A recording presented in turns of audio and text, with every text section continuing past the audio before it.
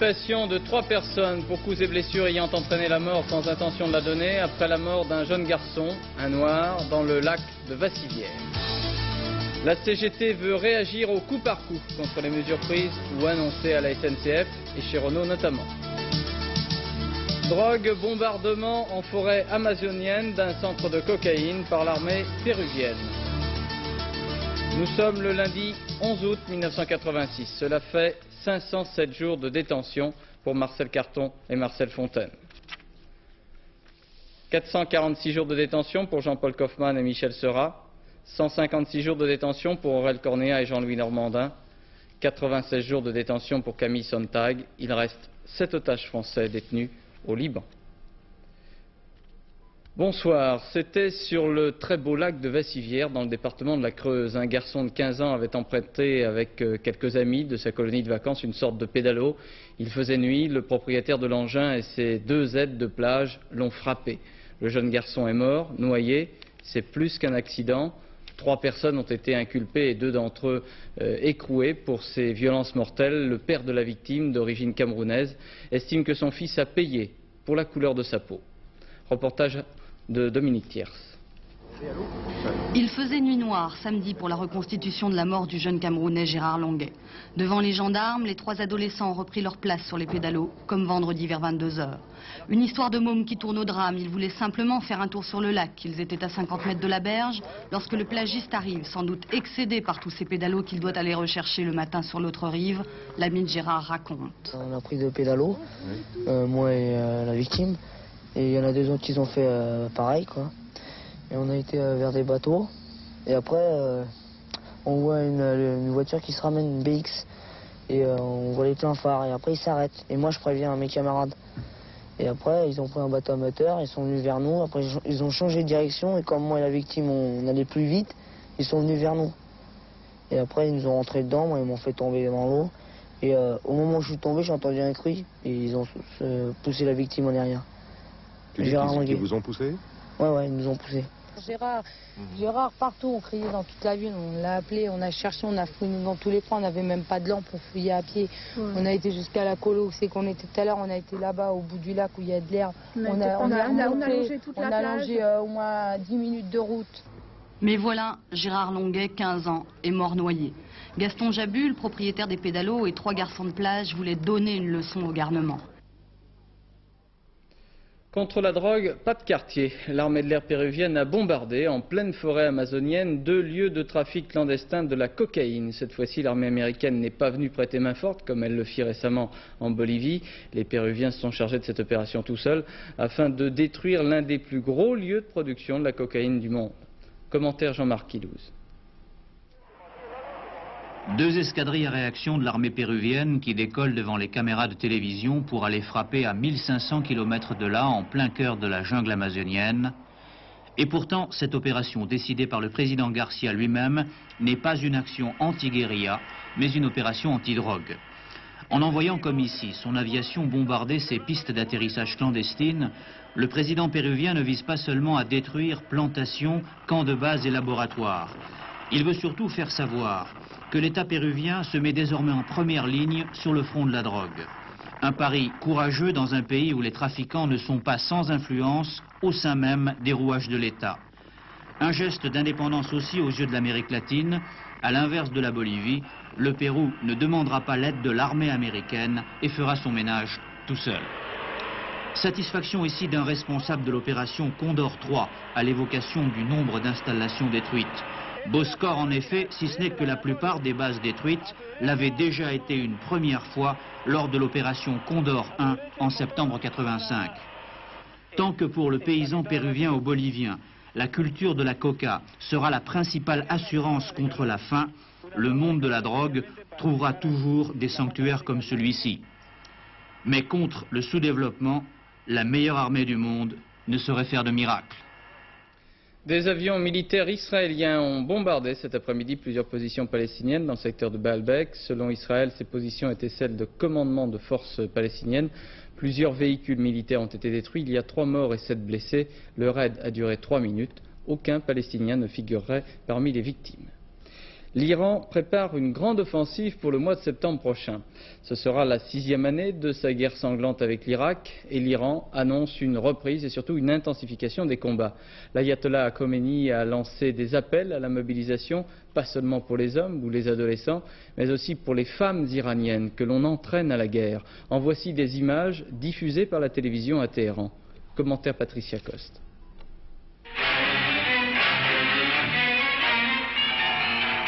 La télévision iranienne fait bien les choses. Plan chargé de symbolisme, zoom arrière sur des alignements parfaits, enthousiasme des acteurs. Le service de propagande qui nourrit les programmes de télévision en Iran est fait par des professionnels. Mais ces images sont en général à usage interne. Si aujourd'hui nous pouvons les voir, ce n'est pas par hasard. L'Iran mobilise et veut le faire savoir. Et des femmes qui apprennent le maniement des armes, c'est une révolution pour la République islamique elle-même. Jusqu'à présent, elle n'était tolérée sur le front qu'en deuxième ligne pour les soins médicaux et l'intendance. Aujourd'hui, toute la population doit être prête à répondre à l'appel de l'imam Khomeini en cas de besoin. Pour les hommes, le temps n'est plus à l'entraînement. 600 000 personnes doivent être sur le front pour la grande offensive de septembre prochain, annoncée par l'imam Khomeini, qui vient de rejeter la 3e offre de paix de celui qu'il désigne son ennemi mortel, Saddam Hussein. Je viens d'apprendre la libération en Pologne d'Adam Michnik, 39 ans, historien et idéologue du COR, le comité d'autodéfense sociale, l'une des principales figures de l'opposition au régime du général Jaruzelski. Adam Michnik, ici, a été libéré de prison dans le cadre de la loi d'amnistie du 22 juillet dernier. Adam Michnik purgeait 2 ans et demi de prison pour direction d'une organisation illégale. C'est la seconde libération qui vient d'intervenir après celle de Bogdan Lis en Pologne. La CGT veut répliquer au coup par coup au gouvernement. Le syndicat entend réagir dans tous les secteurs qu'il estime menacés comme Renault ou la SNCF. En fin d'après-midi à la gare d'Austerlitz à Paris, rassemblement des cheminots pour protester contre les propos récemment tenus dans le journal Le Monde par le ministre des Transports Jacques Doufiague. Ce dernier souhaite ouvrir une discussion sur l'actuelle situation du personnel de la SNCF. Les cheminots CGT ont protesté contre ce qu'ils considèrent comme une remise en cause de leur statut. Et le secrétaire confédéral de la CGT, Gérard Alzard, a dressé ce matin une manière de bilan de ce qu'il appelle les mauvais coups envisagés par le gouvernement au cours de cet été. Des attaques contre l'emploi, des mesures de dégradation de la protection sociale, des attaques sérieuses contre le statut de la SNCF et contre le statut des entreprises publiques, et aussi une multitude d'atteintes aux libertés syndicales dans les entreprises. Y a-t-il des actions revendicatives prévues dans l'immédiat ? Eh bien, d'abord, il y en a qui se sont déroulées ces derniers jours. Chez Renault, un important rassemblement contre le licenciement de 12 délégués de la CGT. Les actions à la SNCF, à Villeneuve-le-Roi, à Bordeaux il y a quelques jours, et aujourd'hui le rassemblement à la gare d'Austerlitz pour protester contre les propos et les intentions du gouvernement. Il n'y a aucune action centralisée, globale ? Eh bien, il y a surtout une multiplication d'initiatives en discussion et en préparation, profession par profession et entreprise par entreprise. La mobilisation de la CGT trouve également ses arguments dans les lois votées par l'Assemblée nationale ces dernières semaines, celles notamment qui concernent la suppression de l'autorisation administrative de licenciement. La CGT et tous les autres syndicats parlent de précarisation de l'emploi. Déjà, plusieurs chefs d'entreprise ont fait jouer cette nouvelle loi pour licencier. Voyez le reportage dans une entreprise de textile d'Alain Doubeski et François Granier. Les machines sont arrêtées. Congé annuel à la Société des tricots Rojean à Paris. Elle produit environ 100 000 pullovers par an. Chiffre d'affaires annuel, 1,6 million. Il n'y a pas de représentation syndicale, la société est trop petite. Les 35 employés ont quitté les lieux début août. Seul le patron est encore là. Les problèmes économiques ont été importants au cours des derniers mois. La concurrence avec l'Italie et l'Extrême-Orient est vive. Monsieur Lieberman a dû licencier 4 personnes. Ces sièges, à la rentrée de septembre, resteront vides. Ici étaient assises les personnes employées au remaillage. Le remaillage consiste à assembler les différentes pièces d'un tricot selon une technique qui donne une très belle finition, mais prix de revient élevé. Ici par contre, c'est du coupé-cousu, moins joli bien sûr, mais plus rapide et surtout moins cher que le remaillage. N'ayant plus de commandes pour le département remaillage, J'ai fait auprès de l'inspection du travail une demande de licenciement des remailleuses.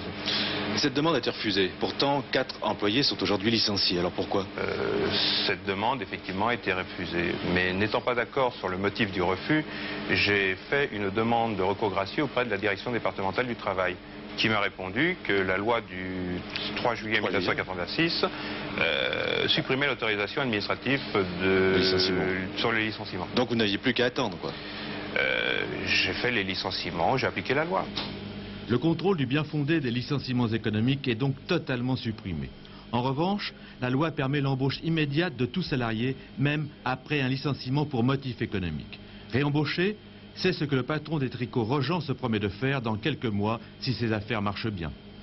Bien, on peut supposer que ce patron est de bonne foi, mais un certain patronat, pour sur des couverts économiques, de motifs économiques, va licencier des personnes âgées, des personnes qu'il trouvera trop coûteuses, des personnes qu'il considérera comme non adaptables, des handicapés, et éventuellement aussi tout salarié qui souhaiterait s'organiser collectivement. Ce patronat, de fait, va bénéficier des nouvelles dispositions mise en place par le gouvernement concernant l'allègement des charges pour les jeunes. Dans un premier temps, la suppression de l'autorisation administrative favorise les licenciements. On en a la preuve avec ce patron. Mais, dans l'esprit de ses auteurs, le but de la loi est de permettre aux entreprises de surmonter des difficultés passagères afin d'augmenter leurs effectifs ultérieurement. À suivre donc. L'or est à la hausse, le lingot a gagné près de 4000 francs à la hausse aujourd'hui. Sur les marchés d'échange, l'or gagne ainsi que le platine. La situation en Afrique du Sud y est sans doute pour quelque chose. En revanche, la monnaie américaine, le dollar, est à la baisse, à 6 francs 67. Cependant, le conflit économique entre la communauté européenne et les États-Unis, qui se traduisait par une sorte de guérilla douanière sur des produits alimentaires, dont les pâtes, est terminé. Cet accord Europe-États-Unis, dont on ignore les détails, peut laisser croire que tout va bien désormais dans ce domaine, Philippe Sassier. Écoutez, cet accord ne disperse pas tous les nuages, loin de là. Les Européens stupéfaits viennent d'entendre les Américains annoncer qu'ils subventionnaient du blé acheté par les Soviétiques et dans le même temps menacer leurs alliés de déclencher une guerre commerciale en faisant encore plus chuter le dollar si ceux-ci n'achètent pas davantage de produits made in USA. Mais cet accord montre que l'administration Reagan a besoin de résultats alors qu'elle se prépare aux élections sénatoriales de l'automne. Car si l'oncle Sam est redevenu un costaud incontesté, il vit à crédit. Imaginez Rambo faisant la manche. Ça fait désordre. Ça fait désordre, oui.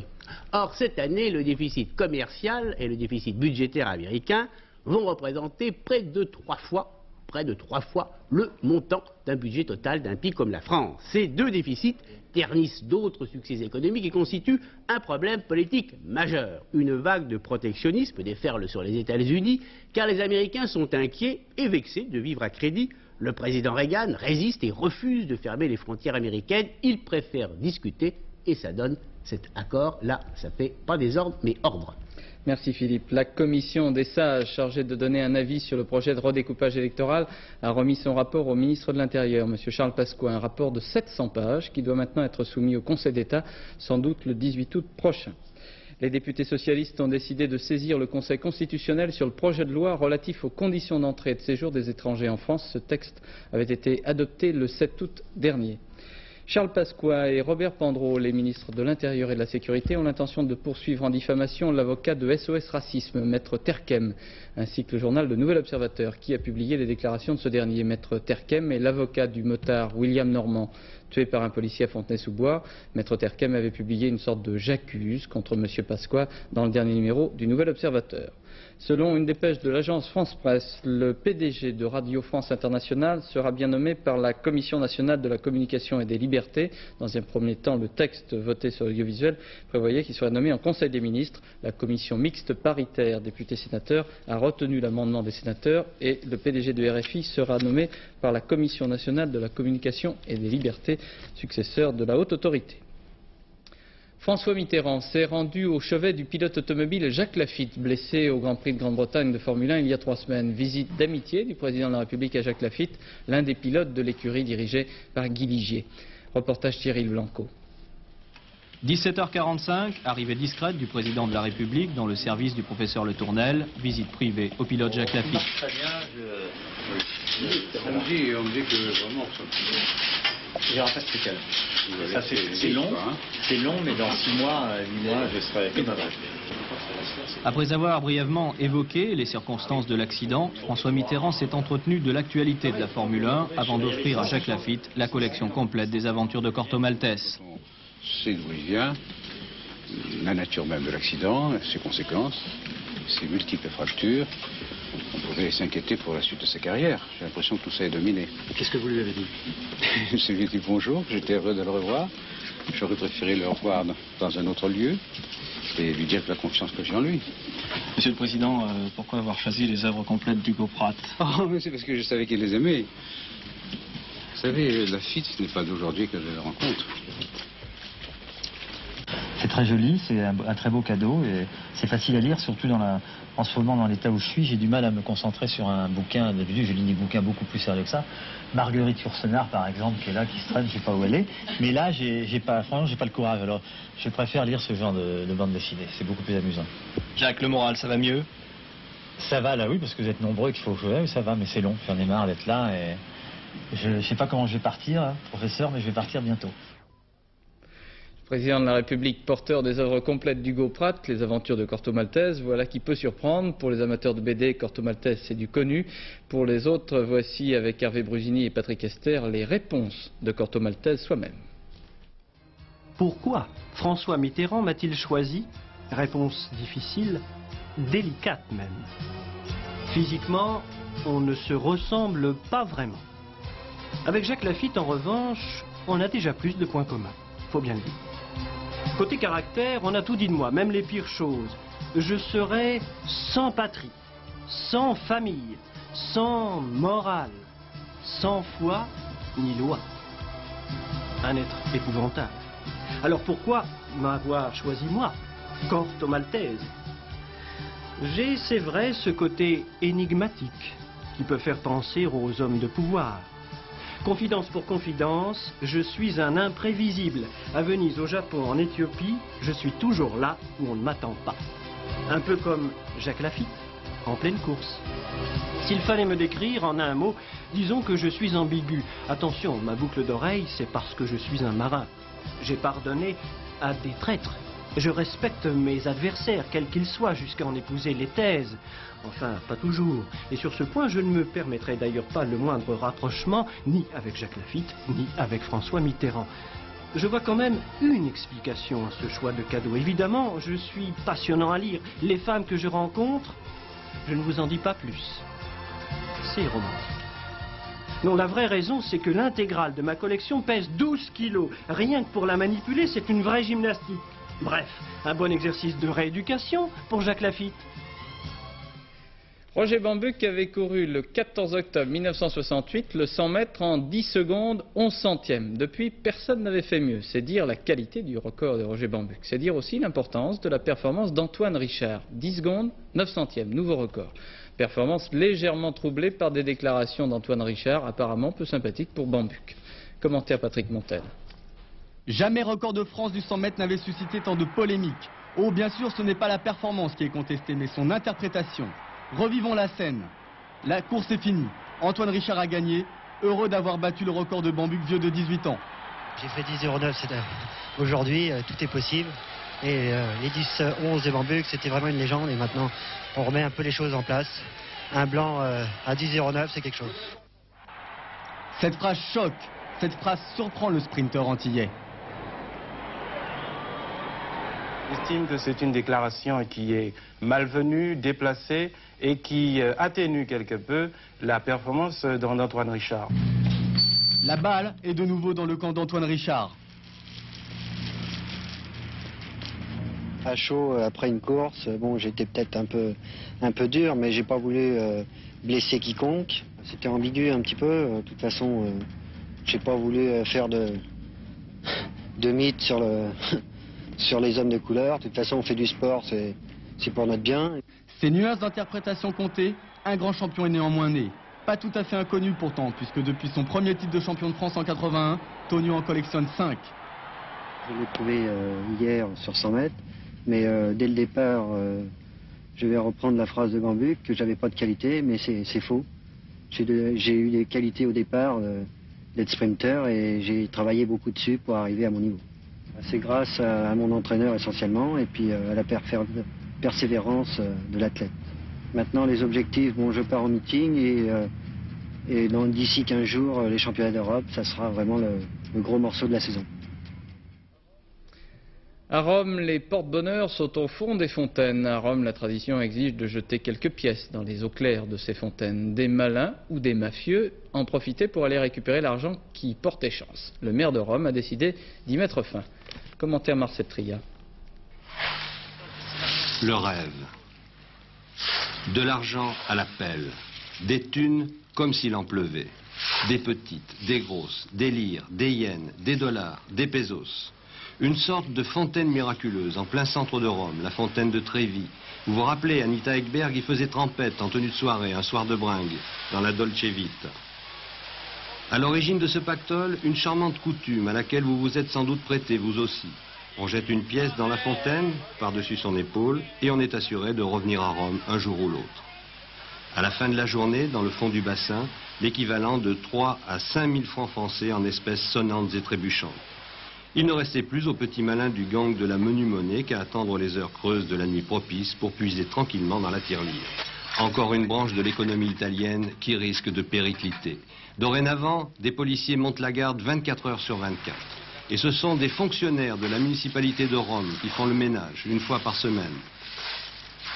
Mêlés à la foule des touristes, indifférents à leur détresse, les pêcheurs de pièces en eau trouble regardent leur salaire, leur filet sous le nez, dans de vulgaires sacs poubelles. Oh dire, si c'est pas malheureux. Et il ne leur reste plus que leurs yeux pour pleurer. Comme une fontaine. Une histoire de gangster en tournage actuellement. Tournage d'un film en région parisienne, en forêt d'Ermenonville. Le tournage de la Rumba. Le réalisateur, c'est Roger Hanin avec... Puisque depuis son premier titre de champion de France en 81, Tonio en collectionne 5. Je l'ai trouvé hier sur 100 mètres, mais dès le départ, je vais reprendre la phrase de Gambuc, que j'avais pas de qualité, mais c'est faux. J'ai eu des qualités au départ d'être sprinter et j'ai travaillé beaucoup dessus pour arriver à mon niveau. C'est grâce à mon entraîneur essentiellement et puis à la persévérance de l'athlète. Maintenant les objectifs, bon je pars en meeting et d'ici 15 jours les championnats d'Europe, ça sera vraiment le gros morceau de la saison. À Rome, les porte-bonheur sont au fond des fontaines. À Rome, la tradition exige de jeter quelques pièces dans les eaux claires de ces fontaines. Des malins ou des mafieux en profitaient pour aller récupérer l'argent qui portait chance. Le maire de Rome a décidé d'y mettre fin. Commentaire Marcel Tria. Le rêve. De l'argent à la pelle. Des thunes comme s'il en pleuvait. Des petites, des grosses, des lires, des yens, des dollars, des pesos. Une sorte de fontaine miraculeuse en plein centre de Rome, la fontaine de Trévi. Vous vous rappelez, Anita Ekberg y faisait trempette en tenue de soirée, un soir de bringue, dans la Dolce Vita. À l'origine de ce pactole, une charmante coutume à laquelle vous vous êtes sans doute prêté, vous aussi. On jette une pièce dans la fontaine, par-dessus son épaule, et on est assuré de revenir à Rome un jour ou l'autre. À la fin de la journée, dans le fond du bassin, l'équivalent de 3 à 5 000 francs français en espèces sonnantes et trébuchantes. Il ne restait plus aux petits malins du gang de la menue monnaie qu'à attendre les heures creuses de la nuit propice pour puiser tranquillement dans la tirelire. Encore une branche de l'économie italienne qui risque de péricliter. Dorénavant, des policiers montent la garde 24 heures sur 24. Et ce sont des fonctionnaires de la municipalité de Rome qui font le ménage une fois par semaine. Mêlés à la foule des touristes, indifférents à leur détresse, les pêcheurs de pièces en eau trouble regardent leur salaire, leur filet sous le nez, dans de vulgaires sacs poubelles. Oh dire, si c'est pas malheureux. Et il ne leur reste plus que leurs yeux pour pleurer. Comme une fontaine. Une histoire de gangster en tournage actuellement. Tournage d'un film en région parisienne, en forêt d'Ermenonville. Le tournage de la Rumba. Le réalisateur, c'est Roger Hanin, avec comme acteurs Nils Arestrup, la participation de Lino Ventura et Michel Piccoli. Nicole Cornu-Langlois et Didier Dahan sont allés voir ce tournage, une partie de ce tournage de la Rumba.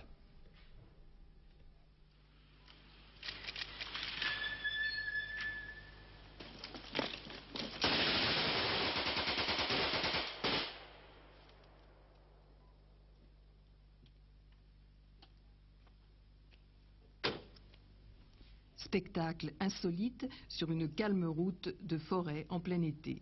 Illusion du cinéma qui reconstitue des faits et une époque sous l'œil attentif et goguenard de Roger Hanin, réalisateur et acteur de la rumba. Alors on se met en place pour la répétition. Ne le fais pas genre Pantin, Bonnie and Clyde, hein. Utilisation habile de l'hémoglobine pour transformer des vivants en victimes. Il s'agit des frères Roselli, que j'ai rebaptisé Toselli, et c'est la séquence que vous voyez là, c'est leur assassinat par les hommes de la cagoule. Enfin, le film, c'est autre chose qu'un fait divers politique, c'est surtout une réflexion sur la dualité entre la frivolité d'une époque, c'est 38-39 avant la guerre, avec toutes les danses de l'époque, le black bottom, le boléro, le Boston, le ragtime, le jazz New Orleans qui arrivait, et en même temps cette guerre qui arrivait et que des gens n'ont pas vu affleurer. Les protagonistes, Michel Piccoli, Nils Arestrup, Corinne Touzet, attendent comme il arrive souvent au cinéma. Il faut suivre les conseils du réalisateur,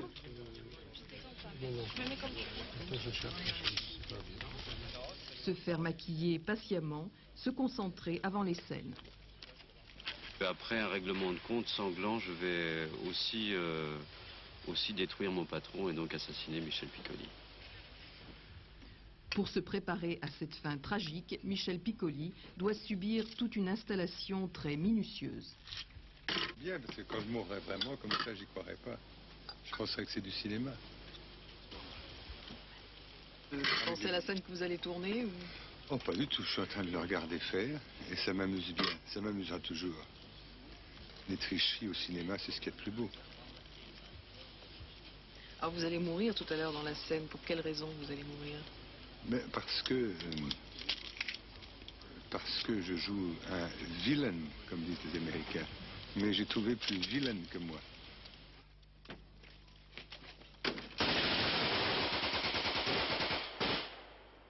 Et c'est tout un art de bien mourir au cinéma.